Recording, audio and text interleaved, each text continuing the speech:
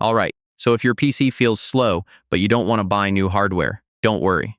In Windows 11, you can actually improve performance a lot just by fixing settings and cleaning things up. So in 2026, let's go step by step and increase your PC speed without any upgrades. First, restart your PC. It clears memory, stops background processes, and instantly improves performance. Now open Task Manager and go to Startup Apps. Turn off anything you don't need when your PC starts. Next, limit background apps. These silently use CPU and RAM even when you're not using them. If your drive is full, your PC will slow down automatically. Delete unused files and clean temporary data. Now reduce animations and visual effects. This makes your system feel much faster instantly. Remove apps you don't use anymore. Less software means less background activity and better speed. Use built-in tools to remove temporary files and cache. This frees space and improves system responsiveness.